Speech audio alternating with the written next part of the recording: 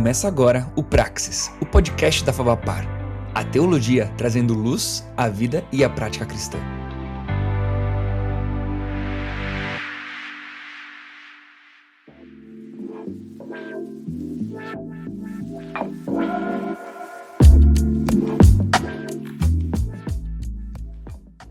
Fala galera, estamos aqui em mais um episódio de Praxis. Estamos aqui nos subúrbios da nossa querida Fabapar. Encontramos uma salinha com uma televisão e estamos fazendo nesse formato aqui, né? Já que o Renato tá aqui na faculdade todos os dias e eu também venho com frequência aqui, por que não gravarmos um do lado do outro, sem ser online, sem ser por vídeo de conferência, né? Pra gente estar nesse podcast. Então estamos aqui e eu quero, antes de, para quem não me conhece, me apresentar, quero que o Renato, o nosso convidado de hoje, se apresente um pouquinho. Fala, Thiago. Fala, pessoal. Bom estar com vocês aqui. Então, muitos já me conhecem, né? Eu sou o Renato, sou pastor ali na Segunda Igreja Batista, pastor auxiliar, junto com a nova geração. Hoje também estou na Fabapar, né? Hoje em diversas áreas. Estou como professor do bacharel, estou como professor no presencial ali na parte da orientação, né, de TCC, e também coordeno ali o PDV, né, na parte da pastoral da Fabapar, e hoje estou tendo também PDV? o privilégio, Programa de Desenvolvimento do Vocacionado. Já falamos sobre ele aqui, você pode conhecer melhor no site da Fabapar. E também hoje tenho o privilégio de estar junto com o Vilibaldo como coordenador adjunto dos cursos livres e pós-graduação. Então, estou aí um pouquinho em cada lugar, né, podendo colaborar com a nossa instituição. Também sou casado com a Flávia, pai do Benjamin, que é a minha principal ocupação. Show. Eu sou o Thiago Bercelino, quem tem tido o privilégio de caminhar com vocês aqui no podcast Praxis. Para mim é uma alegria estar aqui com você.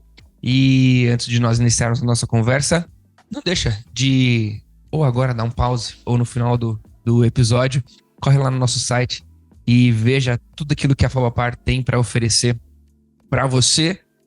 Se você não é aluno aqui, ou se você é aluno e tem alguma outra aspiração dentro da faculdade, tem bastante coisa para você olhar lá no site. Mas se você tá ouvindo a gente, é aluno da Fabapar e quer se inscrever no PDV, no Programa de Desenvolvimento do Vocacionado, você também procura o Renato para entender um pouquinho como é que funciona isso. Certamente é uma oportunidade muito, muito bacana.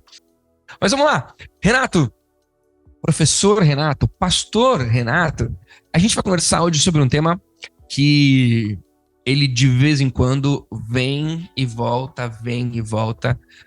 Não sei em que momento da história você está ouvindo esse podcast, mas, sei lá, recentemente teve aí o Mocelin, que fala um pouquinho sobre isso, o Iago também fala bastante sobre isso. Estou falando assim de pessoas que estão mediaticamente no ambiente de podcast e Instagram. O próprio Bibo, né, Rodrigo? Exato. Ele defende bastante uma linha em relação a esse assunto, mas o nosso objetivo hoje é tentar, talvez, não ser tão embativo quanto essas personalidades que a gente citou aqui, na defesa de algo, mas bater um papo leve. Talvez quem está nos ouvindo já tenha ouvido essa discussão, mas não tem entendido muito bem por que é um embate. Então acho que um papo leve poderia ajudar. Mas eu queria que você falasse pra gente um pouquinho qual é a sua relação com a psicologia e a teologia, pra gente falar desse ambiente da prática da psicologia na área da teologia, a psicologia na prática teológica, enfim, pra gente mostrar um pouquinho e conversar sobre essa relação. Legal. Essa é uma linha de diálogo, vamos chamar assim, bastante conflituosa, sabe, Thiago? A gente vê aí que não há uma unanimidade e há diversas opiniões e posições a respeito do assunto, né, dentro da academia, dentro das igrejas, dentro das mesas, ali quando sentam à mesa. E a gente tem pessoas que passaram por uma experiência com um psicólogo ou com um profissional psicólogo, tiveram excelente experiência. Nós temos pessoas que saíram traumatizadas de consultórios e tem ali os seus argumentos, os seus pontos para defender. Quando a gente traz isso para a academia, eu tenho o privilégio de dar essas disciplinas aqui na Fabapar, é impressionante que a gente começa ali dando o panorama histórico da psicologia enquanto ciência, como ela se formou e tal, e eu sempre dou uma aula introdutória simplesmente dizendo como que a ciência se estabeleceu e como ela se desenvolveu e como ela se dá hoje, aonde a gente encontra a psicologia hoje.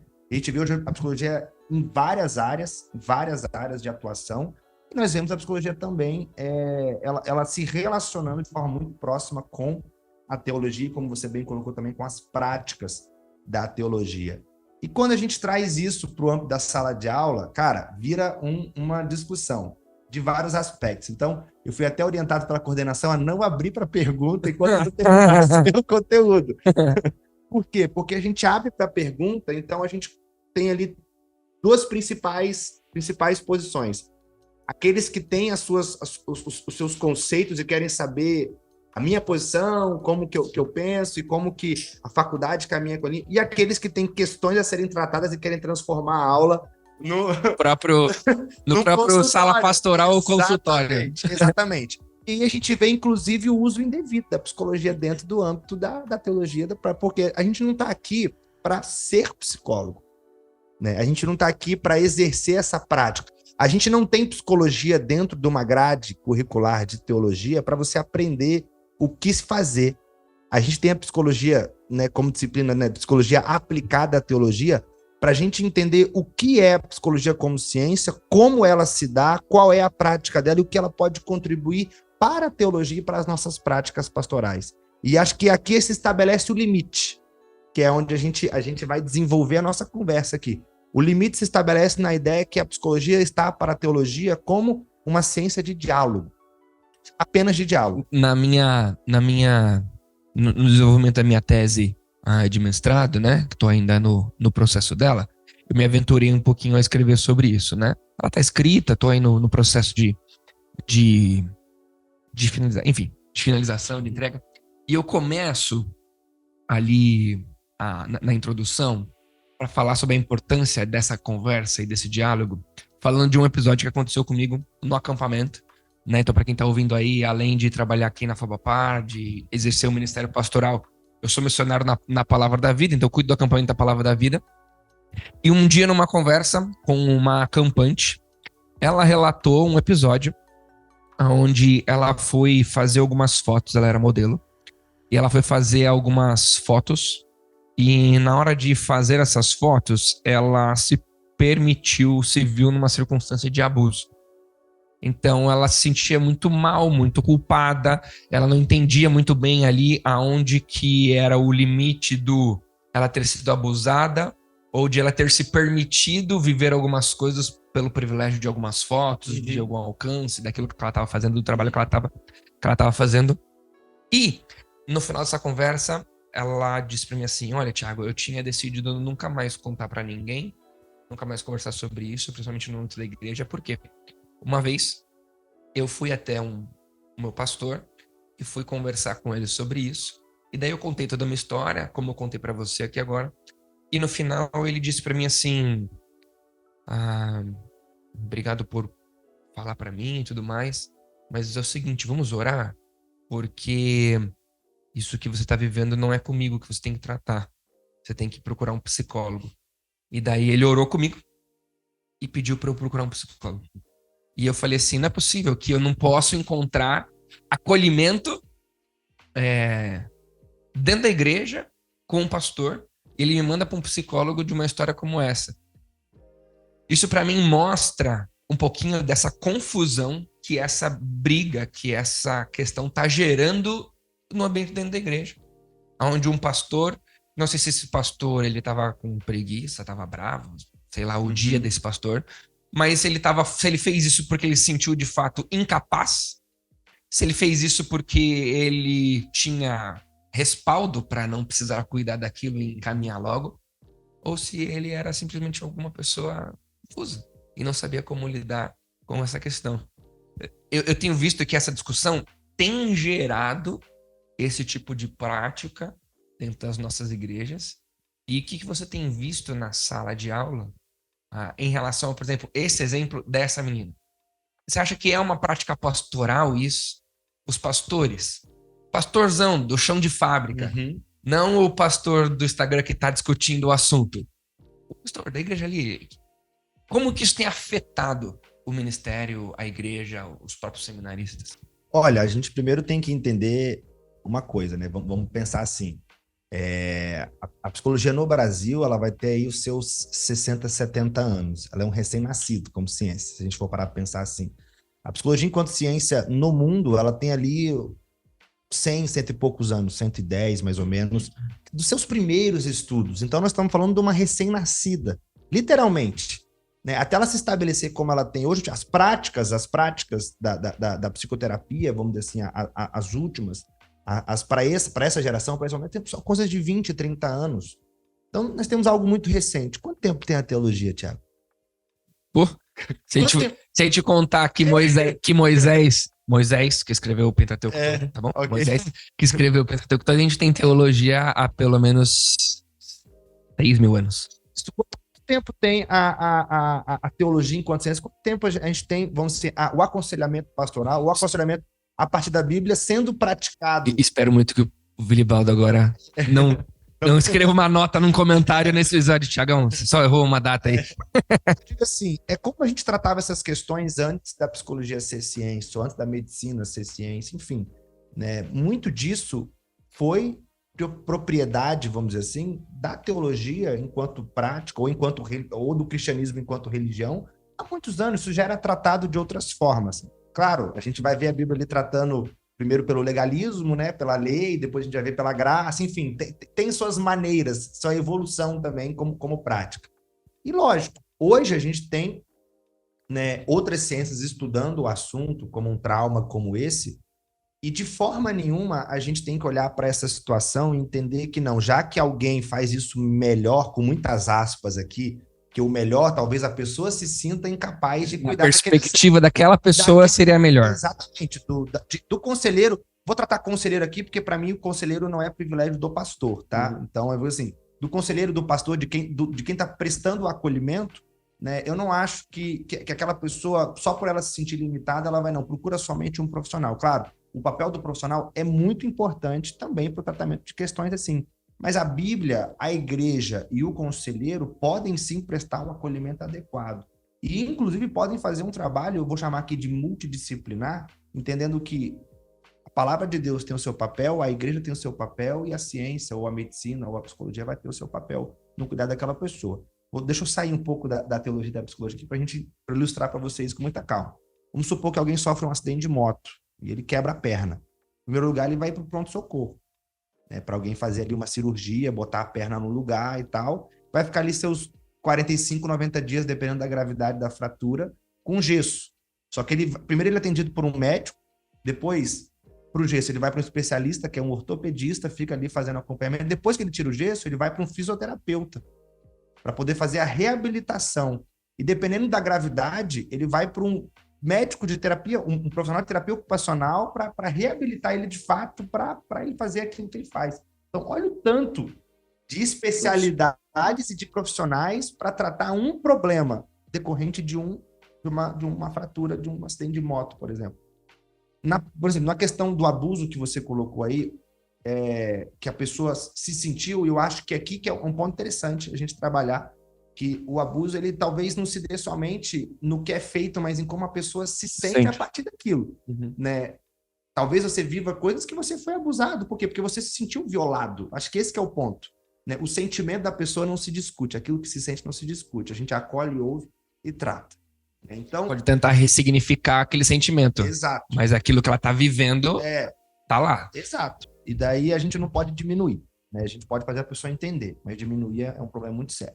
Então, dentro de uma questão como essa, sim, eu creio que a palavra tem uma palavra de consolo para essa pessoa, né? Eu creio, sim, que o pastor ele pode prestar esse acolhimento e ele pode, né, cuidar. Talvez ele pode ter dentro da equipe dele pessoas mais preparadas para lidar com essas áreas, porque, pastor, você não é obrigado a cuidar de tudo e a saber fazer tudo e a ter ali o preparo para tudo. Não. Você pode ter na sua equipe pessoas mais qualificadas para cuidar de questões assim, olha, acompanha essa pessoa que ela precisa estar mais próximo de você, não tem problema nenhum. Claro que essa não é a realidade de algumas igrejas, mas, né, a gente pode contar, às vezes, com pessoas na nossa equipe ou na nossa comunidade para prestar esse tipo de auxílio. E o encaminhamento para um atendimento psicoterápico, ali, numa psicologia, por exemplo, ela pode acontecer também de forma paralela. né? Você vai encaminhar, que daí vai ser tratado sobre outro âmbito, sobre outra questão, muito mais voltada à pessoa em si. Então, eu não acho que a gente tem que excluir o nosso papel como igreja, a relevância do nosso papel do acompanhamento pastoral ou do aconselhamento, e simplesmente terceirizar isso para uma outra ciência, seja a psicologia ou seja ela qual for, né? Entretanto, a gente precisa entender o papel de cada uma delas para, na nossa limitação ou no nosso conhecimento, saber se será bom ou não encaminhar essa pessoa para esse atendimento. Porque às vezes é melhor não encaminhar. E às vezes é melhor encaminhar. Isso é muito do filtro do próprio pastor, né? De entender o papel de cada um dos acompanhamentos. Eu acho que uma coisa que deve gerar de confusão é porque muito dentro dessa briga, para quem tá assistindo a gente aqui, vai poder olhar um pouquinho para minha mão aqui na mesa, mas é que é o seguinte, quando você tá colocando uma guerra ou uma tensão entre duas coisas, sim, é como se você estivesse pegando uma cobra coral, né? Para quem lembra aí, cobra coral, aquela cobrinha que tem cores, né? Sim. Vermelha, preta, branca. Branca. Um emaranhado de cores muito belo, por sinal, né? Vermelho, preto e branco. Quem não tá vendo, ele tá com o casaco do São Paulo aqui, tá, gente? Tirei um, Tá tem vendo? outro embaixo. Mas se você ficar incomodado, tem aqui outro. Mas, por quê? Porque acontece, lembrando da cobra, né? Tem a cor preta. Quando para a cor preta, é a cor branca. Quando para a cor branca, é a cor vermelha. Nem sei se é nessa ordem, né? Mas enfim, tem as coresinhas lá. Ou seja, se essas três cores estivessem duelando, cada hora entra uma em ação. Sim. No desenrolar da cobra. Quando a gente tem essa guerra, essa tensão entre a teologia e a psicologia, muito se dá no seguinte de colocar, você usou a palavra, colocar os limites, né? Porque a gente vive como que se a teologia vai até aqui. A partir daqui é só a psicologia. Ou a psicologia só pode vir até aqui, porque a partir daqui é a psicologia. E daí eu vou falar uma coisa que é minha vivência olhando para as escrituras. Aí você pode me brigar, dizer é isso ou não. Eu acho que isso atrapalha. Por quê? Na verdade, se nós olharmos para a prática correta dessa tensão que a gente está colocando aqui, a teologia, em muitos aspectos, em muitos âmbitos, ela poderia ir do início ao final. A psicologia, do início ao final. Certeza. Eu não preciso, na segunda, um assunto teológico, com aquele coração machucado. Na terça, um assunto psicológico, com aquele coração machucado. Sim. Na quarta, eu tô viajando em dizer isso. A gente tá segmentando demais essa relação, dizendo que até que pode, até que não pode, até ele não pode, até que não pode, e essa tensão fica, não, então você tá me jogando fora. Sim. Né? Descartando, os né? teólogos, né? Os conselheiros que creem na exclusividade bíblica no tratamento, ele fala assim, então você está jogando a Bíblia fora? Não, aí os psicólogos ou os pastores, os teólogos e psicólogos estão dizendo, não, você está jogando a Bíblia fora? Qual é? Sim. Eu não acho, particularmente falando, que a gente entender e crer no papel de outras ciências. Eu sempre vou falar aqui de outras ciências, que a gente está falando de psicologia, mas a gente precisa abrir um pouco o leque, né? Eu não creio que a gente crer e entender outras ciências diminui a Bíblia ou diminui a eficácia e inerrância dela enquanto palavra de Deus. A gente tem que deixar claro aqui na nossa conversa, né? Eu não falei, mas eu tenho o privilégio de ser psicólogo, minha primeira formação é psicologia, né? Mas minha ocupação principal é pastor. E essa é uma pergunta que me fazem muito, Renato, como é que você divide? Cara, eu não divido. Eu não deixo de ser pastor porque eu sou psicólogo, eu não deixo de ser psicólogo porque eu sou pastor. Só que hoje eu não atuo como psicólogo. Então eu tenho a psicologia como formação, mas a minha prática é completamente, né, na área pastoral e ponto. Né? Então você pega a sua formação psicológica, bota num arquivo e fecha de forma nenhuma. Ela tá ali, ela faz parte de mim. É como um dentista. Você vai olhar pro dentista, meu amigo, ele vai olhar pro teu sorriso, ele não deixa de ser dentista porque... Ele não deixa de ser dentista porque ele saiu, não tá no consultório ou enfim, tá em outra área, ele vai olhar pro teu dente e falar, meu Deus, preciso Pastor dentista. Ele vai aconselhar o irmão. de um clareamento aí. Irmão, eu sei que o coração tá doendo, mas o dente também deve estar doendo, porque eu tô vendo daqui. Exato. Então eu digo assim, a gente não consegue dividir as coisas porque faz parte da nossa constituição formativa. Somos nós. Aquilo que nos tornamos, aquilo que aprendemos, o conhecimento que adquirimos. Então, você citou o exemplo do abuso. Vamos trazer para um exemplo mais corriqueiro, não que o abuso não seja, né, dentro da igreja, né, conflitos de relacionamento conjugal, por exemplo, casamento.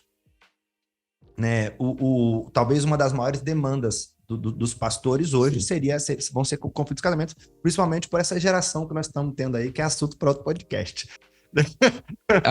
Não sei quando vai sair, mas a gente já marcou de gravar semana que vem. Então eu digo assim, problemas no casamento. Então o pastor vai acompanhar. Tiago, a Bíblia tem orientações para um casamento bem-sucedido? Com certeza. Com certeza. Indiscutivelmente, se tem um livro que vai ter orientações a respeito de um casamento bem-sucedido, é a Bíblia.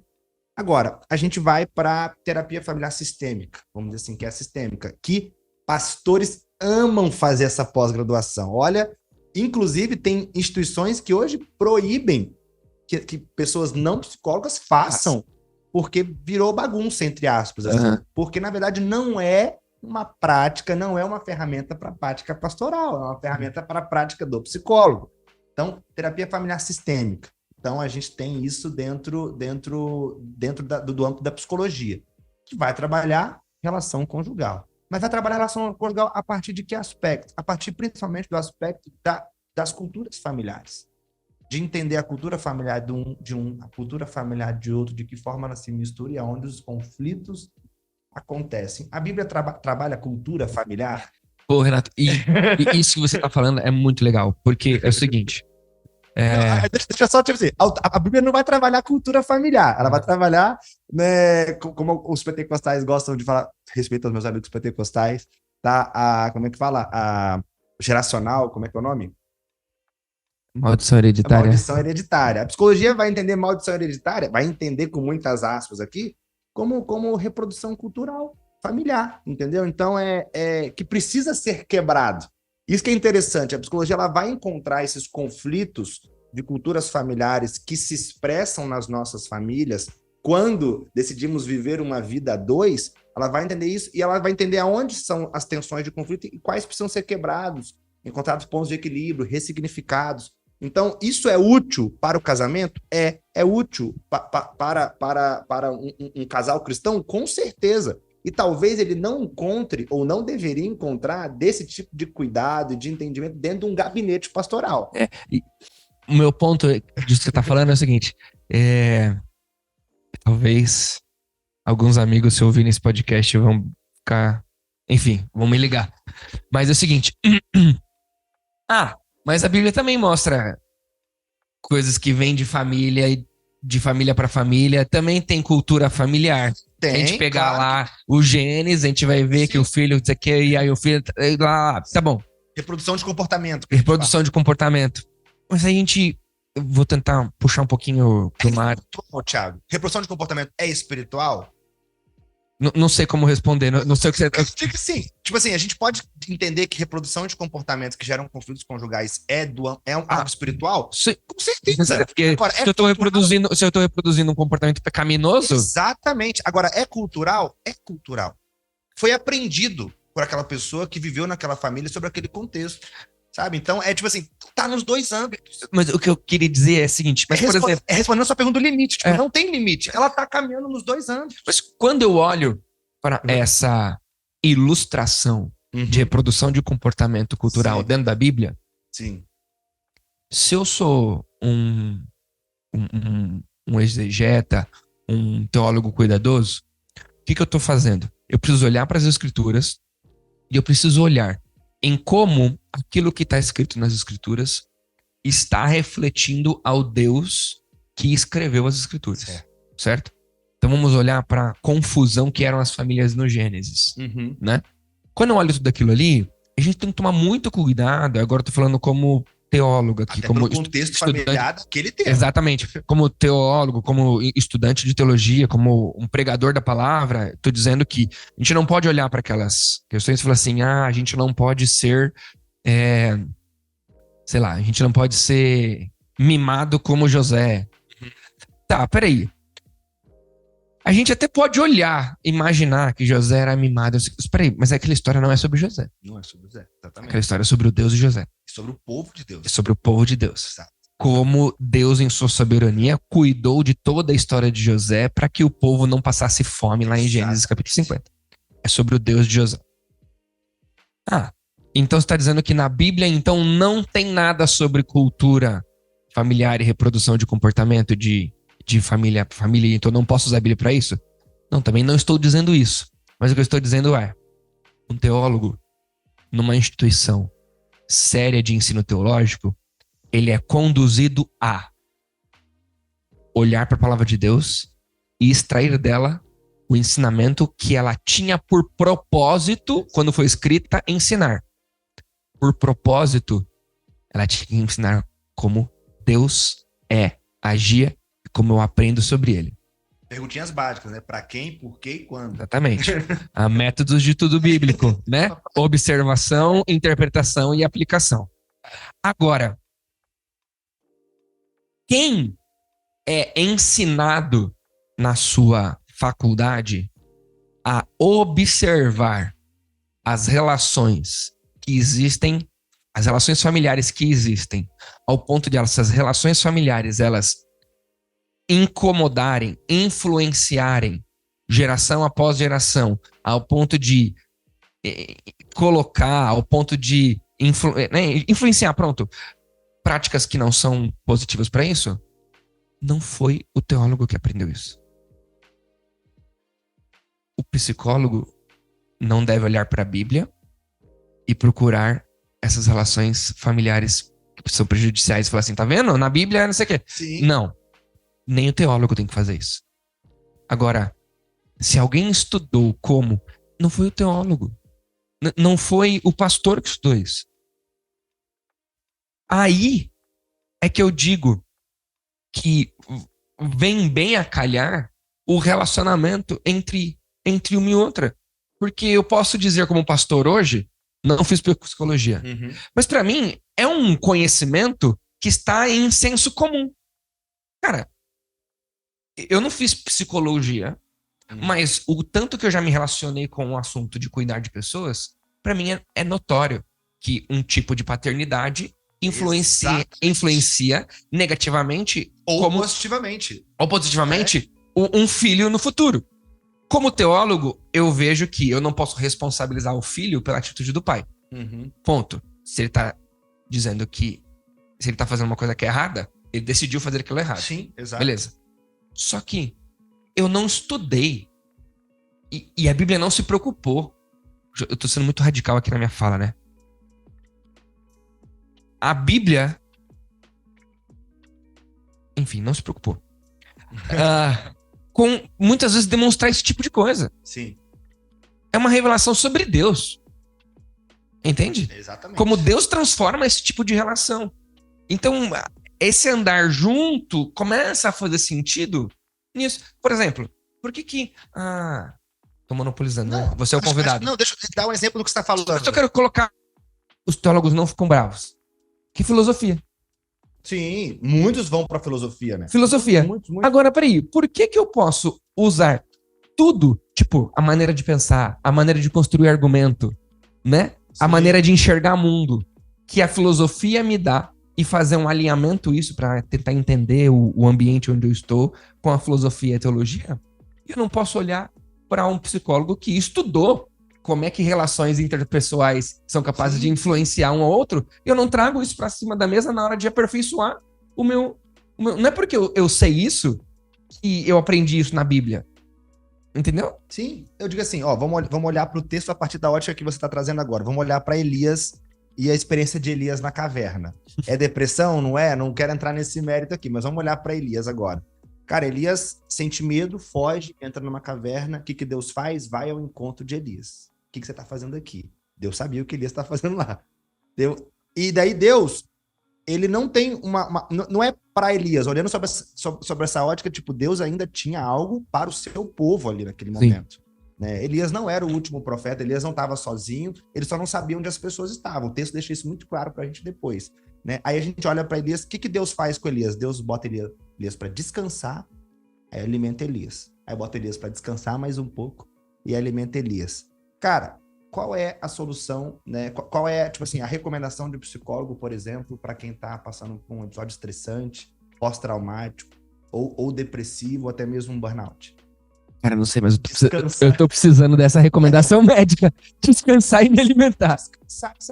Cara, descanso e alimentação. Então a gente tá olhando Deus ali fazendo uma intervenção. Não, cara, Deus, ele tá provendo isso para Elias porque Elias tinha algo a fazer.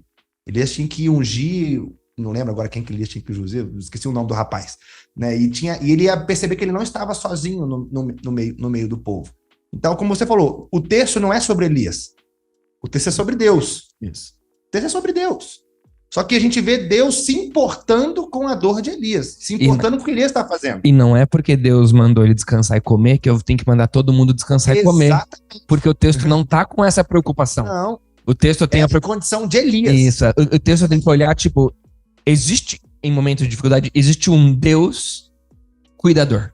Não, que se importa comigo. Que interfere na minha história. Existe um Deus que poderia estar no fogo, no terremoto e na tempestade, mas se apresenta para Elias como brisa suave.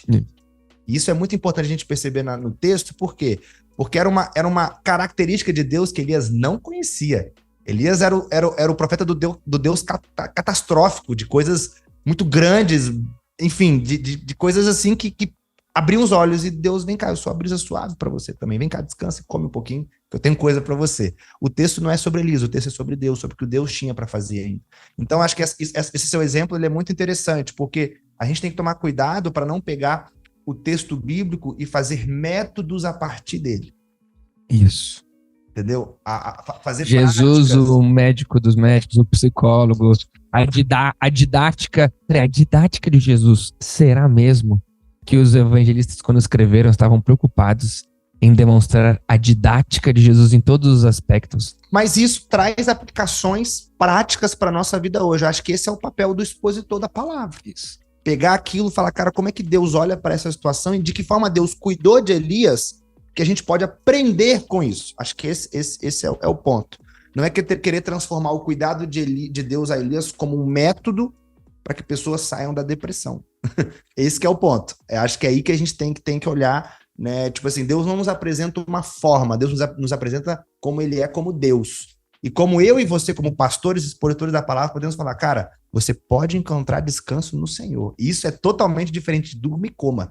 Cara, é muito bom. Entendeu? Muito isso é bom. totalmente diferente. O seu descanso está no Senhor. E talvez a sua vida estressante de catástrofe, de tempestade, talvez você precise parar, cara, encontrar Deus sozinho, retirado, e conhecê-lo como brisa suave, porque ele se fez brisa suave para Elias.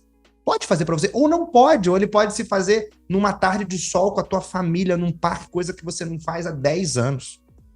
E você vai ver Deus, a glória de Deus ali se estabelecendo, te provendo descanso. Então, nós estamos conectando aqui as duas para fazer o nosso ouvinte, quem está nos vendo, entender a nossa linha de raciocínio quando a gente fala, primeiro, da exposição do texto bíblico, que está sendo o foco aqui, mas também de como a gente pode conectar isso com os nossos males do nosso tempo, que daí é a área da psicologia também, né? Não é o que nós estamos falando aqui, mas é a área da psicologia também. Então, é interessante a gente olhar e analisar o texto bíblico dessa forma, e a gente também entrou ali no âmbito do relacionamento conjugal. E, queridos, eu quero deixar claro aqui que você, pastor, conselheiro, você pode fazer uma pós-graduação de áreas afins ao que você faz. Aqui na FAPAR, por exemplo, nós temos a capelania e aconselhamento, nós temos a gestão de conflitos, que vai entrar em âmbitos de outras áreas. Cara, você pode fazer pós-graduações de áreas afins que podem te auxiliar na sua prática. Entretanto, não se aproprie de práticas que não dizem respeito à sua prática. Esse é o nosso ponto. Eu não preciso ler a Bíblia para aprender sobre docência do ensino religioso. Exato. Eu fiz uma pós-graduação da ciência do ensino religioso. A gente entender o espaço de cada uma delas, o lugar de cada uma delas e as práticas exclusivas de cada uma delas. Da mesma forma que você não quer procurar um psicólogo para tratar a sua questão conjugal, já que é o nosso exemplo aqui. Você vai em crise no casamento, vai no psicólogo, o psicólogo abre a Bíblia, vamos ler o que a Bíblia fala a respeito de casamento? Você não quer isso. Você não quer isso. Não, você procurava um pastor. Da mesma forma, procurando um pastor, você não quer que fala, cara, vamos olhar aqui a sua estrutura familiar, a sua, né, o ergonograma é de trabalho, né? É o árvore genealógica da sua família para a gente entender de onde surgem os conflitos, os comportamentos. Não, você não quer isso dentro de um gabinete pastoral. Então é entender o espaço de cada uma delas, é respeitar cada uma das áreas, entender que sim, elas têm o seu valor e elas têm a sua aplicabilidade para o nosso tempo. E eu entendo que existem psicólogos usados por Deus como ferramentas no cuidado de outros, assim como eu creio que a Bíblia, como palavra de Deus, e o pastor como instrumento de Deus, ou o conselheiro, né, ele pode também ser usado para cuidar de pessoas que a psicologia não vai conseguir cuidar. Muitas vezes, principalmente por não conseguir entrar no âmbito da espiritualidade. Sim. Respeita a espiritualidade, precisa se respeitar a identidade, né, religiosa do indivíduo, mas dificilmente vai conseguir entrar nesse âmbito. E muito interessante porque muita da confusão, né, de quem tem fomentado ainda mais esse dualismo, essa tensão, vem pelo fato de uma má observação da prática do rival. A gente pode continuar brincando ali.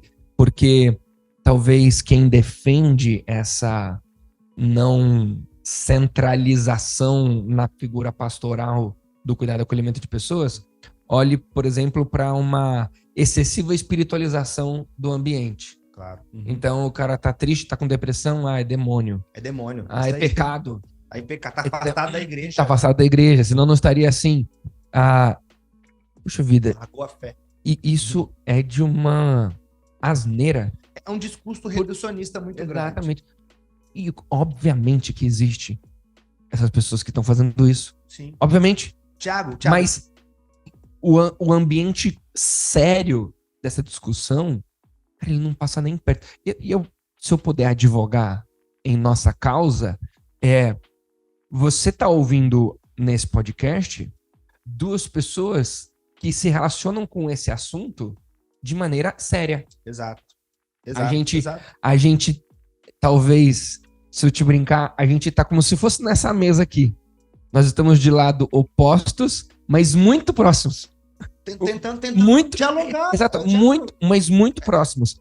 Aqui não tem alguém que espiritualiza tudo e nem alguém que demoniza a prática teológica dentro do aconselhamento. E, gente, para o ouvinte ficar claro, o Tiago tem uma posição de aconselhamento e eu tenho uma posição de aconselhamento e nós estamos aqui dialogando de uma forma muito, muito natural, sem tentar convencer um ao outro do contrário. Eu acho que esse é o ponto. Mas um destaque interessante aqui, Tiago, é outro conflito. Eu devo procurar psicólogos cristãos? É algo assim que, cara, vem muito. Renato, eu quero um psicólogo cristão. Eu entendo essa preocupação, mas é um cuidado que a gente tem que tomar, porque a gente não procura só cardiologista cristão, a gente não procura só fisioterapeuta cristão, como a gente trouxe também. Só que, de fato, realmente a gente está num tempo muito complicado, eu vou reconhecer isso aqui. Nós estamos num tempo muito complicado, onde, sim, você precisa filtrar muito bem o profissional que você procura, seja ele qual for. Não estou falando só de psicologia aqui, você precisa procurar muito bem o profissional que você procura.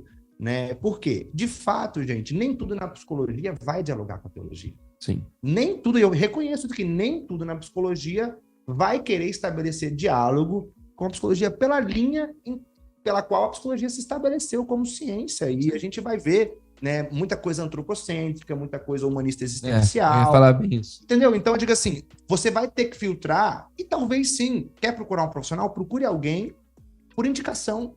Existem excelentes profissionais. E eu não estou aqui falando isso para diminuir a psicologia. Por quê? Porque existem péssimos pastores aí também.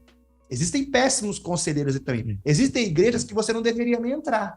Então, o ponto aqui não é sobre a ciência ser boa ou ser ruim, mas a maneira como a gente usa dela e a maneira como a prática tem sido feita. E nós temos problema tanto na teologia quanto na psicologia. De que talvez algumas linhas não sejam as mais saudáveis, algumas linhas não sejam as mais corretas. Então, filtre. Assim como você filtra a igreja que você entra, filtre o profissional que você procura. Eu diria assim, se você está vivendo uma circunstância, você está precisando de ajuda, se você se considera alguém muito, muito leiga, né, bem despreparada teologicamente, ou bem despreparada do ambiente psicológico, do entendimento do que a psicologia faz, eu diria para você o seguinte, confie, ponto. Você não vai ter tanto filtro assim. Você vai ter que procurar, de fato, um bom pastor, a indicação de um bom pastor, e confie. Agora, se você não se considera alguém tão leigo assim, que você talvez exercitasse a sua mente a tentar separar um pouquinho as coisas. Vou tentar fazer 2 exemplos aqui bem esdrúxulos. Aí você me diz se tá um exemplo legal. Por exemplo, cara, se você for num pastor e o pastor disser pra você assim, cara, vamos voltar em como era o teu relacionamento com seu pai. O que ele fazia? Como é que ele fazia? Cara, então vamos praticar alguns exercícios aqui pra você. Peraí. Esse pastor tá fazendo o quê? Ele tá me aconselhando biblicamente? Ele tá... Cara, ele não tá abrindo a Bíblia, não tá te dando conselhos bíblicos. Veja como legal os conselhos que ele te deu, mas talvez vá se preocupar com alguém que tenha como dar esse tipo de conselho que ele te deu. Tá no psicólogo, e o psicólogo começa a conversar com você assim, você precisa perdoar a sua esposa. Cara, é uma verdade universal. Eu preciso perdoar minha esposa. Claro. Ponto. Entendeu? Sim. Agora, peraí, falar sobre perdão. O psicólogo pode falar sobre perdão? Pode, qualquer um pode. Mas talvez assim, se apropriar de todos aqueles conselhos que você está percebendo que envolvem uma pauta estritamente bíblica, perdão, reconhecimento de cara, ouça com bons olhos esses conselhos, mas vá pautar esses conselhos num ambiente bíblico teológico. Isso para você que não é mais tão leigo, alguém que tenha um tipo de expertise para poder fazer esse filtro, né? Porque senão a gente vai tentar virar o giraia do questionamento. Você vai se tornar uma pessoa chata. Nem o pastor, nem psicólogo, nem amigo, nem família, nem ninguém vai conseguir cuidar de você. Sim.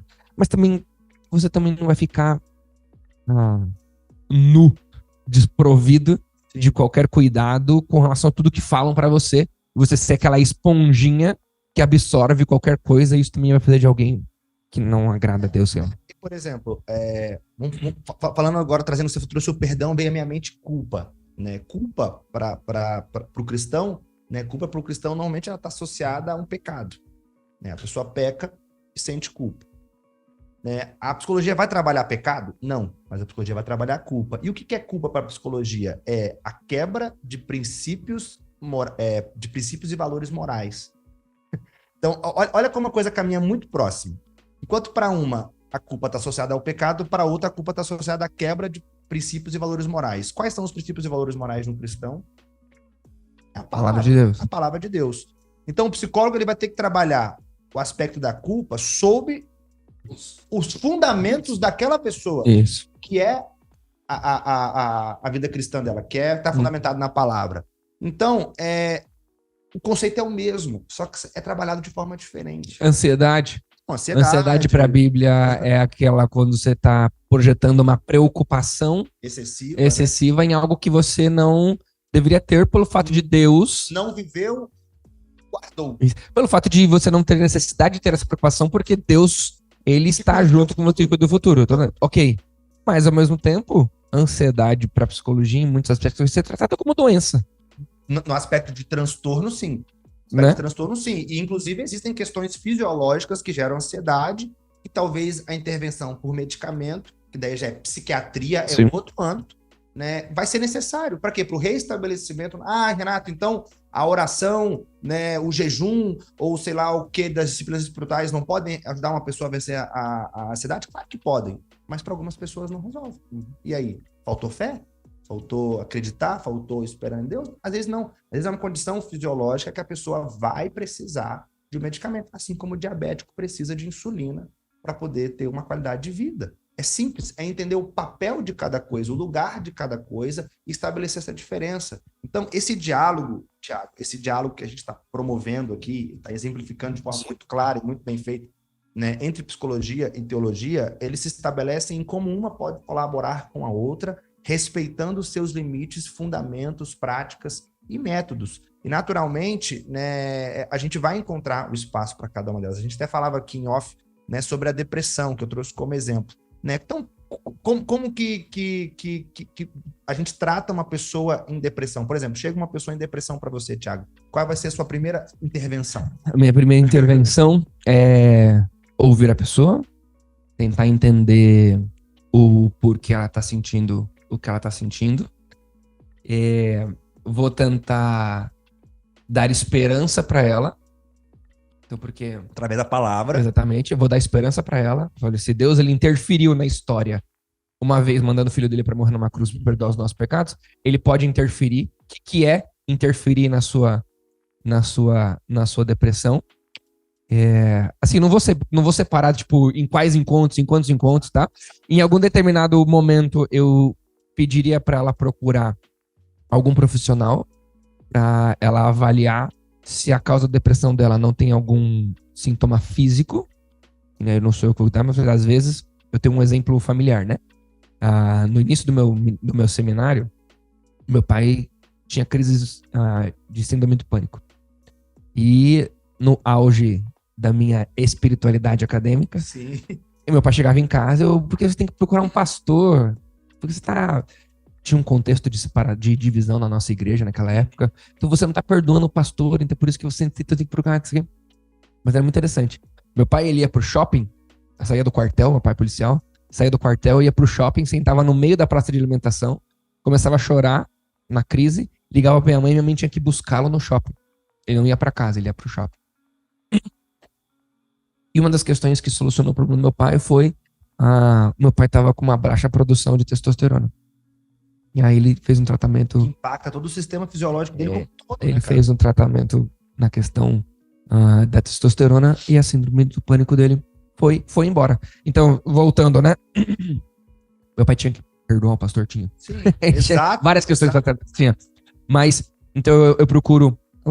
Tem um profissional dizendo que não tem nada para ser cuidado fisiologicamente, então a gente continua o acompanhamento bíblico. Aí, perspectiva bíblica do sofrimento, o que significa o sofrimento, Deus tratar o nosso coração, né, transformar a gente em alguém melhor do que quem a gente era antes, e vou trabalhando a teologia bíblica do sofrimento até tentar encontrar uma solução. Entendo uma questão fisiológica, eu digo, olha, será que a gente tem outras coisas para conversar aqui? No caso do meu pai, perdoar pessoas, tratar melhor pessoas, ou só essa intervenção fisiológica resolveria? Essa é a maneira como eu abordaria. Abordaria como pastor. E eu, como psicólogo, né, agora falando do lado psicólogo mesmo, faria o acolhimento, entenderia o contexto da pessoa, entenderia o que poderia ter motivado aquela depressão, aí analisaria traumas, analisaria história de vida, assim, olharia mais profundamente, né, para tudo. Agora, quando a gente une as duas coisas, né, agora tentando aproximar as duas coisas, pensa eu e o Thiago trabalhando junto no cuidado da mesma pessoa, né? É interessante eu fornecer ao Thiago as informações dos efeitos de uma depressão de forma orgânica e fisiológica na pessoa. Aquela pessoa não está no estado normal dela. Ela não está com os níveis hormonais dela como deveriam estar. Ela não está, né, tendo, né, o corpo dela em pleno funcionamento para que os níveis de humor sejam regulados, os níveis enfim, de ansiedade, até de fome, né? A primeira coisa que a depressão faz é tirar a fome, tirar o apetite, né? Os primeiros sintomas para você que está aí ouvindo, não para você sair investigando todo mundo, gente, apetite e disposição. Primeira coisa que é afetada em episódios depressivos. A pessoa perde a disposição e perde a vontade de comer. Definitivamente eu não tô com depressão. Tá me dando uma fome. Então, eu digo assim, primeira coisa, então, é o quê? É o organismo sofrendo já com aquilo, né? Então, naturalmente, né, esse tipo de compreensão é necessário para que o pastor não chegue na casa de um membro e fala, cara, levanta, cara, vamos, entendeu? Como se isso fosse a coisa mais, não, é só levantar que resolve. Não é, gente, sabe? Não é tão simples, né? Cara, não, você tá com medo do quê? Você precisa se despertar, levantar, vamos lá. Faz uns 10 polichinelo aí. Vamos subir uma montanha. Vamos subir uma montanha agora. Joga uma água gelada pro rosto e vambora. Cara, não tô diminuindo o aspecto motivacional que talvez a gente tenha que exercer sobre a vida das pessoas que estão em sofrimento, mas, cara, não é simples assim. Existem questões orgânicas e fisiológicas que o desconhecimento desses fatores pode afetar ou prejudicar a sua intervenção como pastor no aconselhamento e no cuidado. Então, a compreensão do todo, e isso vai ser contribuição de outras ciências, porque a teologia não tem nada a ver com isso, né? A compreensão do todo, da complexidade, talvez, de uma enfermidade, vai te ajudar muito, muito, a entender como você vai intervir como pastor no acolhimento e no cuidado daquela pessoa. Daí, como você falou, talvez numa intervenção só, talvez em atendimentos recorrentes, talvez, né, num atendimento multidisciplinar, até você reconhecer que você colocou bem, ou não, precisa encaminhar essa pessoa para outro profissional. Né? E, naturalmente, aquela pessoa vai estar bem assistida em todos os âmbitos, no espiritual, no físico, no mental, no psicológico. Então, enfim, Deus nos muniu de muitas ferramentas. Acho que é isso que a gente precisa entender aqui. Deus nos muniu de muitas ferramentas e nós não podemos, né, pecar por não usá-las. Né? E, naturalmente, isso precisa ser feito com muita sabedoria, como a gente falou bem, escolhendo bem esses profissionais, escolhendo bem esses lugares, mas, naturalmente, entendendo que tudo é graça de Deus para o cuidado dos seus. A palavra de Deus vai dizer lá em Pedro que no conhecimento de Cristo Jesus, nós temos tudo aquilo que a gente precisa para a vida e para a piedade. É como a gente entender que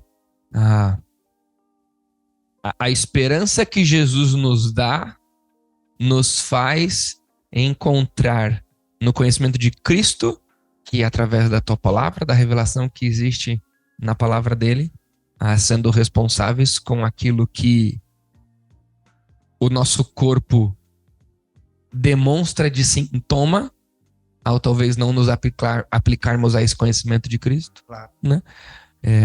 Mas que massa. Renatão, valeu. Bom demais. Fica superficial, gente, que não dá para entrar tão fundo, mas superficial assim, a gente fica na margem porque não dá pra gente ir muito fundo, mas é um assunto muito legal. Mas deixa eu deixar uma sugestão. Lá no comecinho do Praxis, se não me falha a memória, primeiro semestre, o segundo semestre, nós fizemos 2 episódios de Praxis, um sobre aconselhamento pastoral, sim, no qual o Renato e o professor Edilson participaram, e um sobre aconselhamento bíblico, no qual a gente gravou com o Sacha Mendes, pastor Alexandre Mendes, que é um defensor do aconselhamento bíblico. Então, você vai ter ali, aí de fato, foram 2 episódios que tiveram uma característica onde o pêndulo ele não estava tão centralizado. O pêndulo estava mais nas extremidades. Mas, de repente, se é um assunto que está te desafiando muito, ouça esses 2 episódios e depois ouça esse bate-papo aqui.